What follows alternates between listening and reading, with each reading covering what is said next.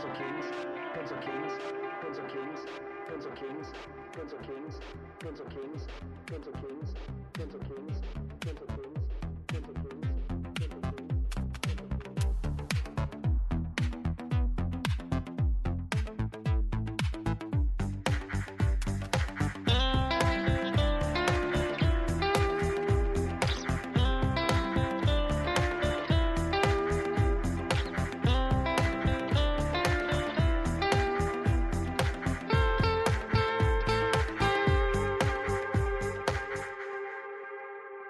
Welcome back. This is the Pencil Kings podcast, and today Christmas is just around the corner, or at least when we're recording this, Christmas is just around the corner. We're talking to Vicki Rubin. Did I get your name right, Vicki? Yes. Perfect. And Vicki is special because she's been looking at and reviewing tablets, and I know that we get questions about people wondering which is the right tablet to buy, and my default answer has always been just get a Wacom tablet. That's the thing that everybody will tell you. However, that's maybe the advice that was okay 10 or 15 years ago, but things have changed. There's other tablet manufacturers out there, which I have no knowledge of. I see them when I go to the store, but I don't know if they're any good or they're bad or what the deal is. But Vicki does know. And so I want to welcome Vicki Rubin to the call. How are you doing today, Vicki? Fine, thanks. And Vicki runs tabletsforartists.com. And why don't you tell us, just give us a 1-minute overview of what your website is all about, and then we'll get into the story of why you started it, which tablets people should buy, and your experiences. Well, I started it because as a longtime tablet user, I do my illustration on a pressure-sensitive tablet, and I know a lot of people are getting into using those, and I just basically wanted to look at different kinds of tablets and try to help guide people to figure out which one would be best for them, what would fit in their budget, and what would fit their uses the best, and have them look at all the different types of criteria they could be considering in their purchase. So I'm open to any questions that people ask me on the blog, and it's basically just to help people decide. Yeah, I think that's fantastic. Who has the time to go out and review all these tablets? Like, you're that person. There's definitely a need for this, so I think it's great what you're doing. And before we get into the story, I just wanted to remind you that we'll have show notes and everything for this and any links that we talk about over at pencilkings.com/podcast, where you can see this episode as well as every other episode that we've done. So to start off, I guess the first question I have is, which is the tablet that you love right now, that you use personally? Not maybe your ideal tablet, that if you had unlimited money, this is the tablet you get, but the one that you're using right now.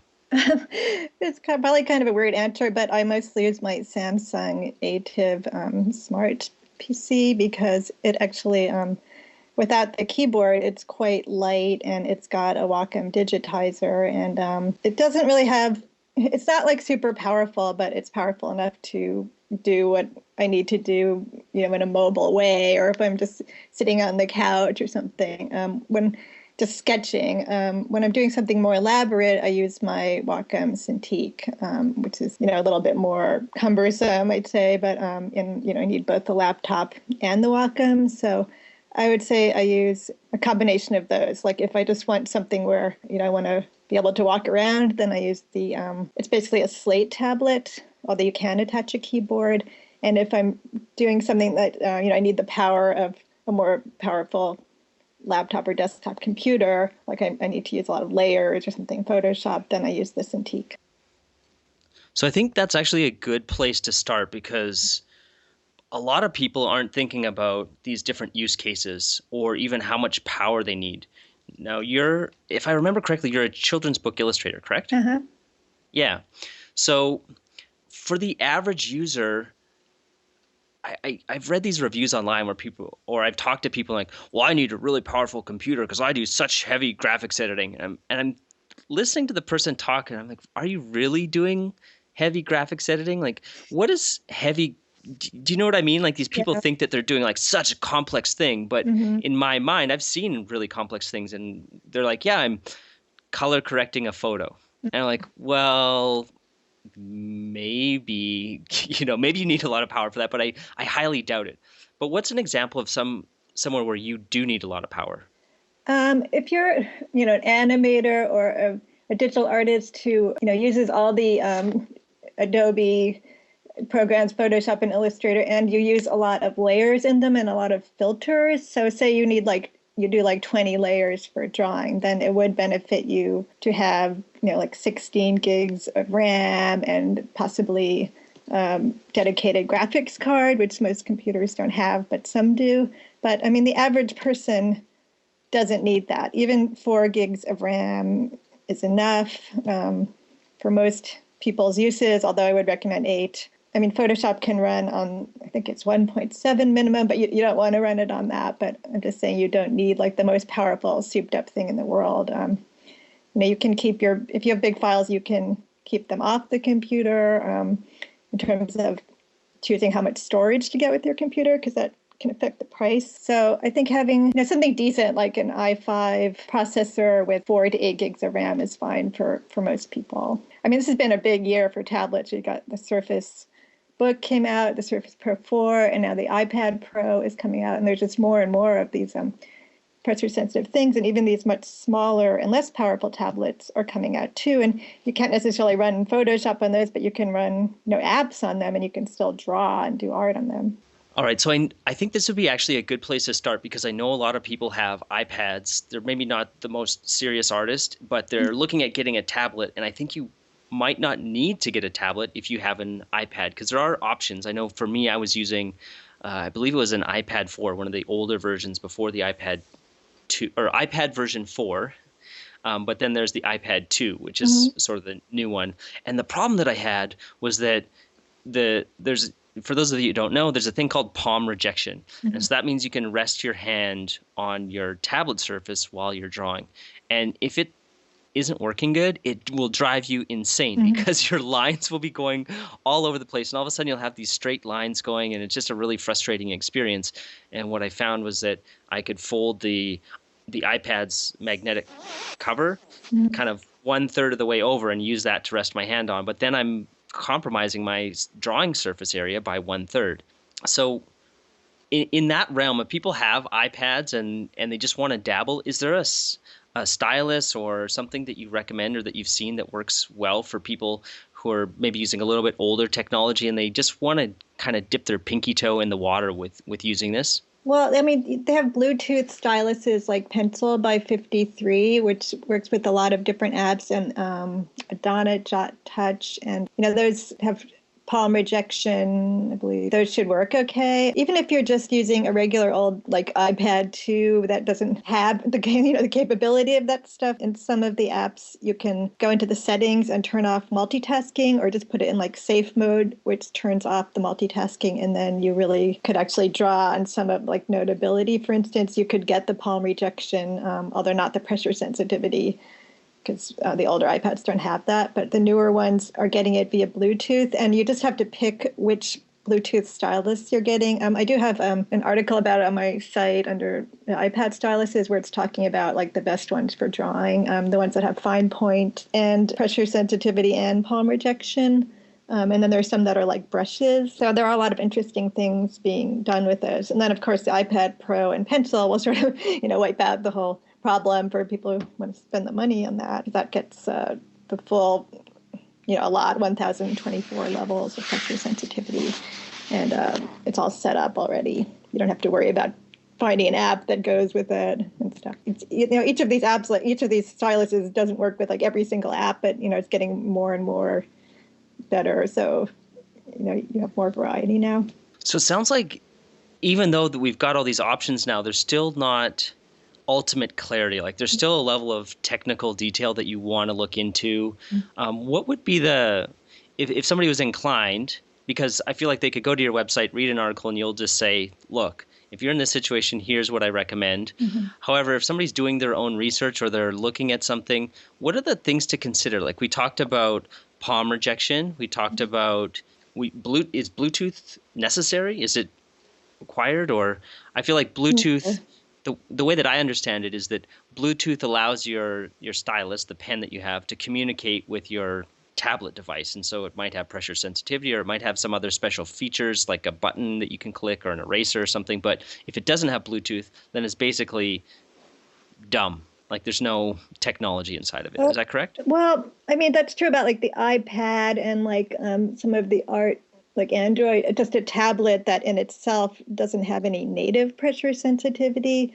But that would just be one way of getting the pressure sensitivity, because like the Cintiq has a totally different system where the digitizer is a layer that is under the screen, that there's no battery in the pen or anything, unlike you need in the Bluetooth pens.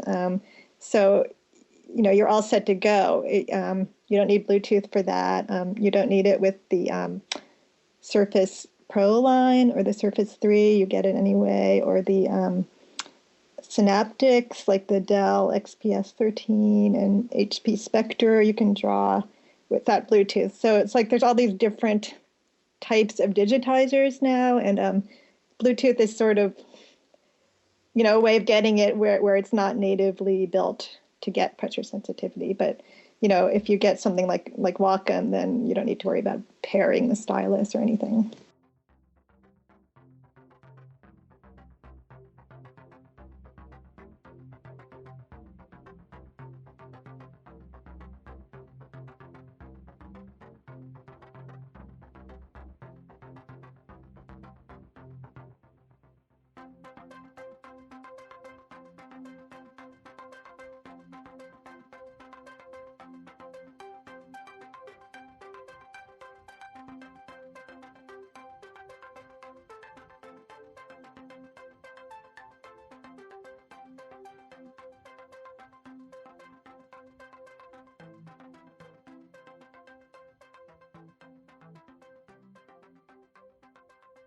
All right, all this tech talk, while I understand it, is kind of making my head hurt. Like I really like to think about my mom when I'm making anything or putting something. I was like, how would my mom understand what we're trying to say here? And if I told my mom, it's like, Mom, I want a stylus that has Bluetooth and pressure sensitivity and palm rejection and this levels of pressure, I feel like, oh, my poor mom, she's just going to be, man, why is this kid so demanding? Can he just tell me what he wants?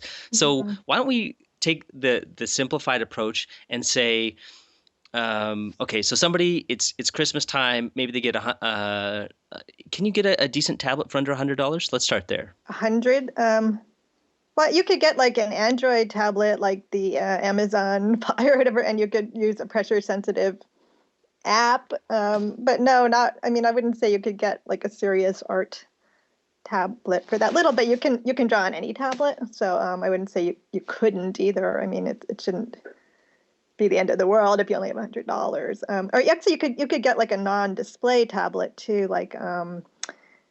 Yeah, let's start there.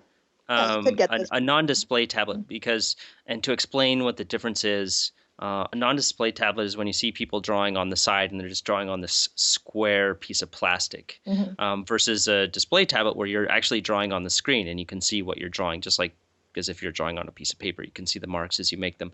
So in that realm, we'll say $100 is our maximum. What would you recommend to somebody for a non-display tablet right now? Okay, I'd probably recommend actually a brand that probably most people haven't heard of called Huion, Huion, which is a Chinese brand. And quite a few people are buying those because they really offer what the Wacom Intuos Pro does, except, well, it doesn't have tilt sensitivity, but it has like many layers of pressure sensitivity, and they really do, and buttons that you can customize. So I would probably recommend that one because it's a decent size. Whereas if you get like a small Wacom tablet, it's like a little bit too small to really draw on. But if you can spend like a little bit more, then I would recommend the Wacom Medium Just Pen and Touch, which it doesn't have all the fancy features, but you can get like a medium-sized one for $199. All right, so you said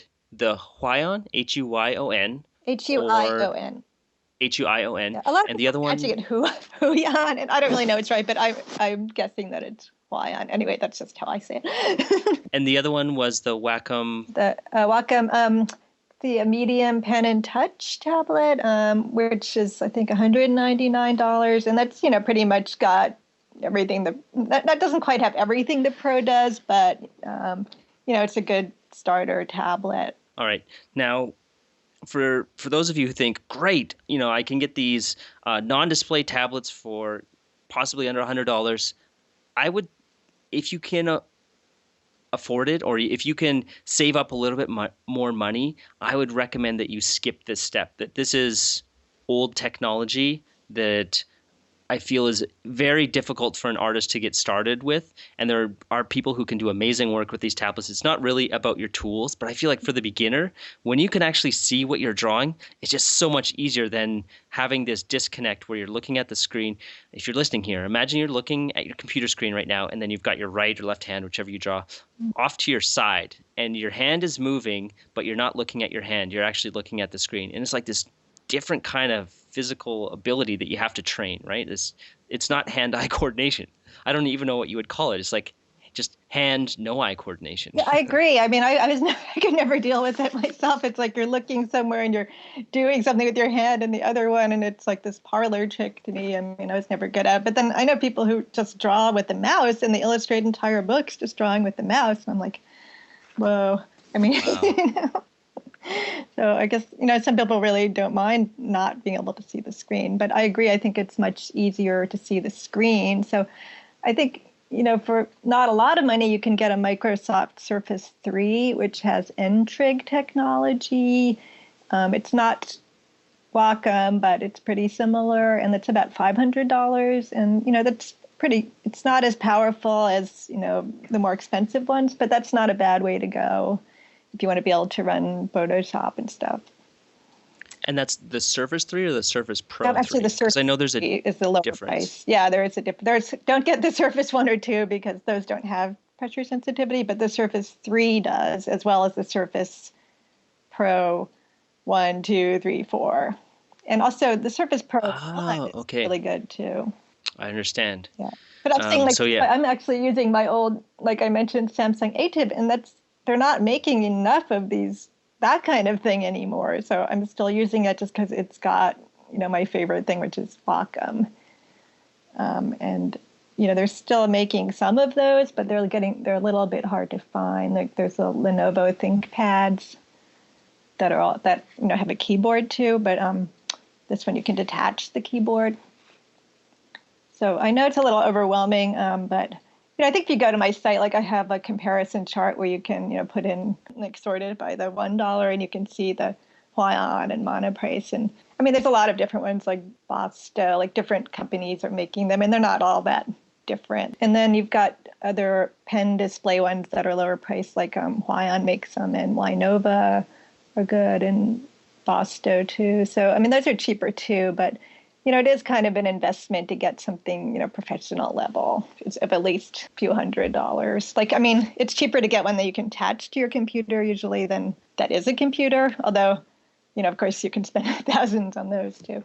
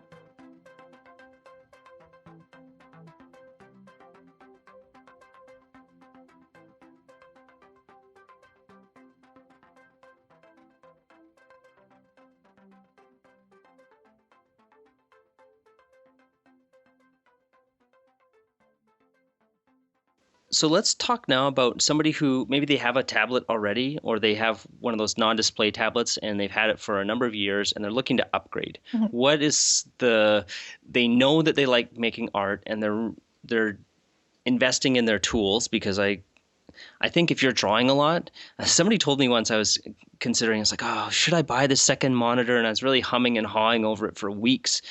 And the person told me, it's like, Mitch, you use a computer like at least 10 hours a day, and you're spending this much time to consider a $200 purchase for something that you're going to use 10 hours a day. Like, if you imagine in 1 month, you use that thing 10 hours a day, it's going to cost you less than $1 a day to have this new monitor. So I really believe investing in your tools if you're putting in the time. If you're just dabbling, maybe not. But for that person who's ready to upgrade from the non-display and they're willing to spend some money, maybe they're not at the pro level where they know exactly what they want. I feel like when you're at the pro level, you know which tablet you want to get. You've had your eye on it for a while. But when you're making that leap and you're getting a little bit more serious, what do you recommend to people like that where, let's say, the budget is under $1,000, but I would guesstimate around 500 or less still, where people should be able to get something pretty good.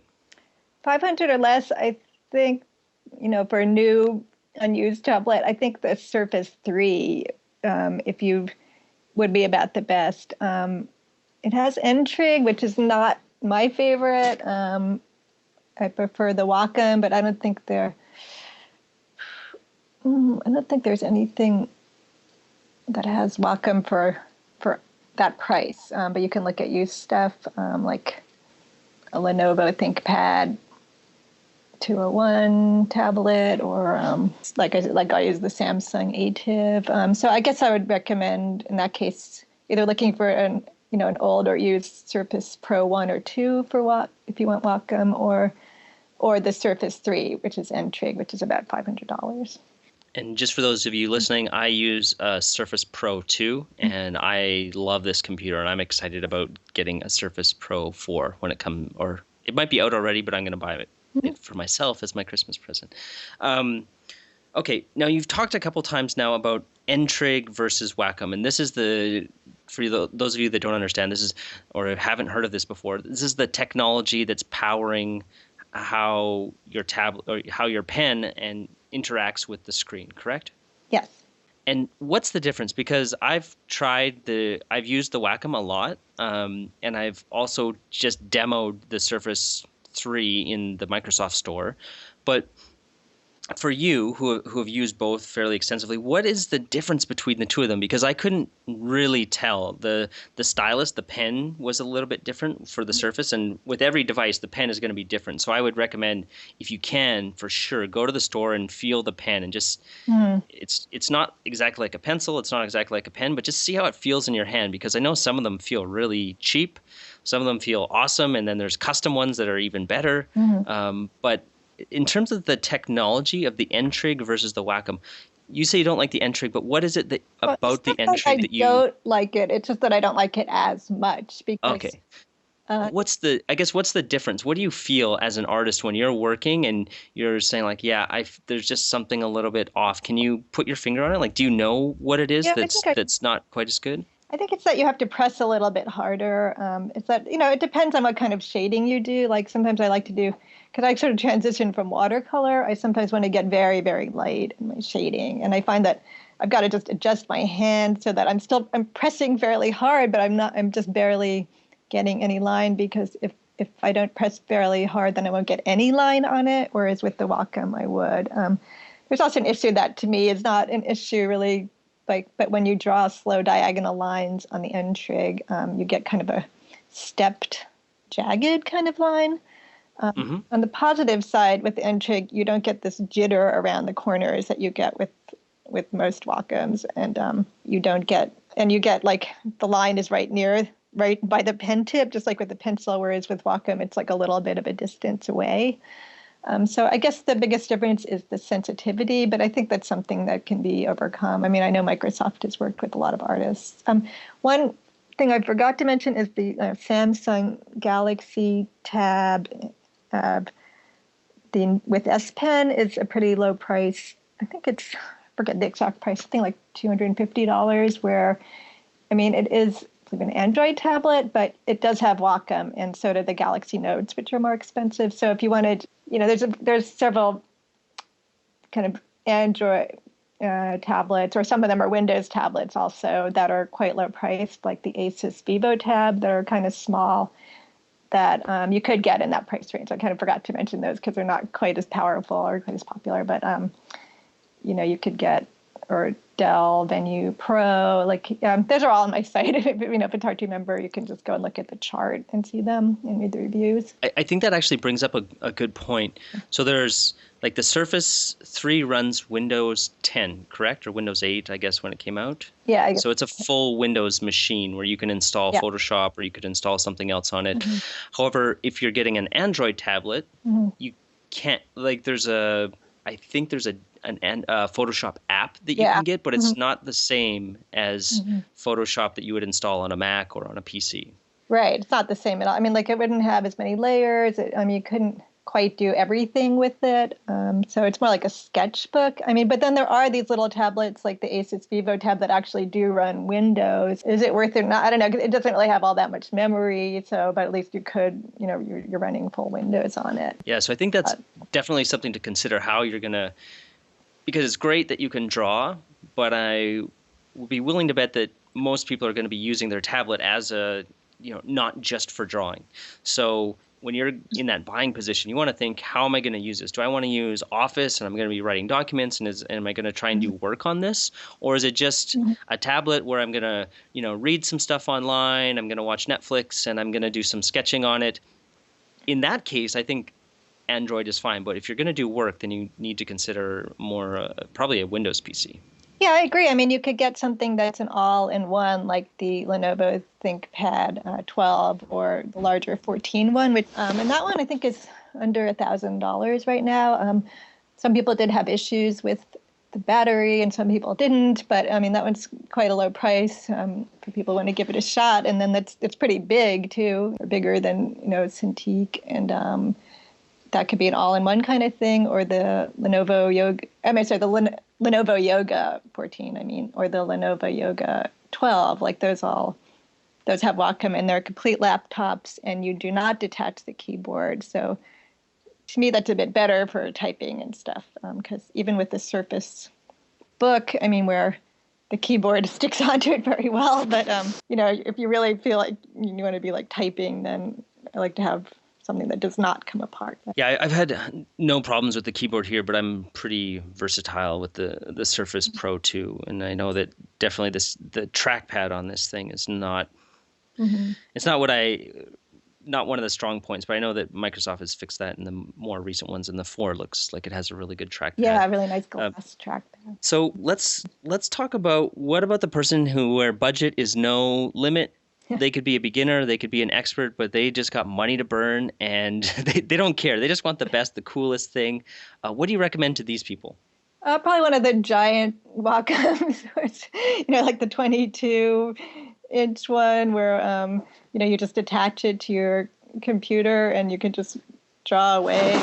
That would just be really fun to have, I think. Or the Cintiq Companion is an all-in-one, although because it's just so expensive, I go with this Wacom, the biggest screen Wacom that you could get. If you just have money to burn.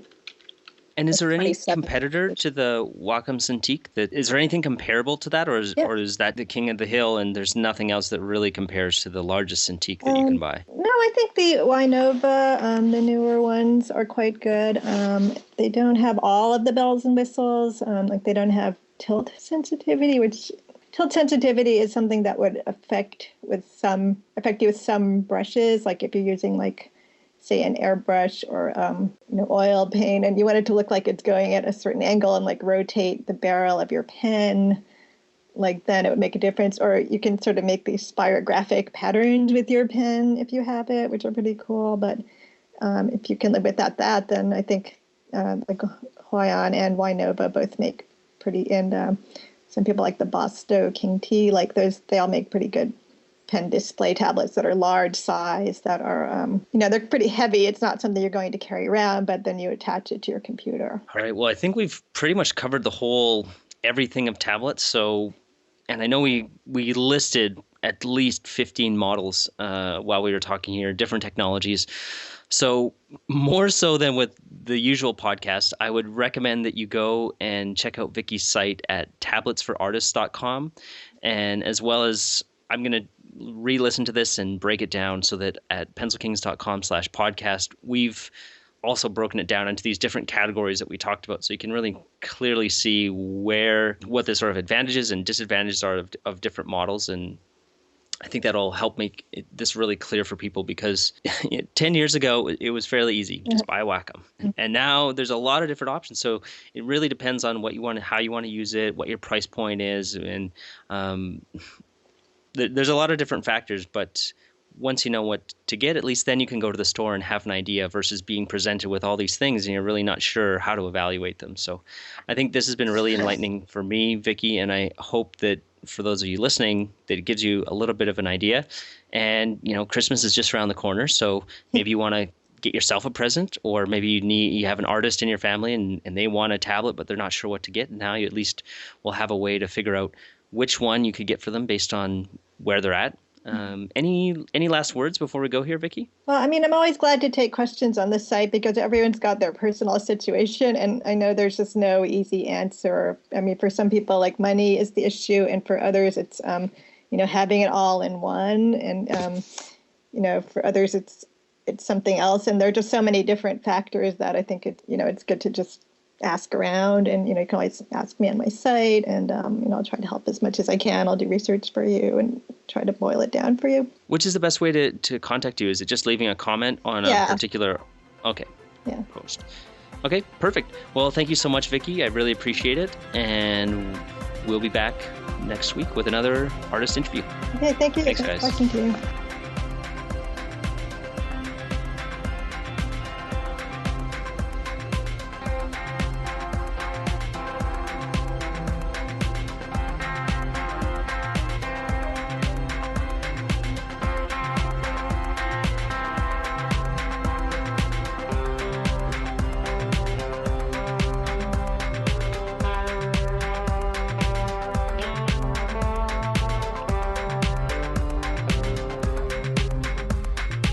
Demands patience, skill, years of practice. You talk like a fool. I would trade a century of practice for an ounce of inspiration.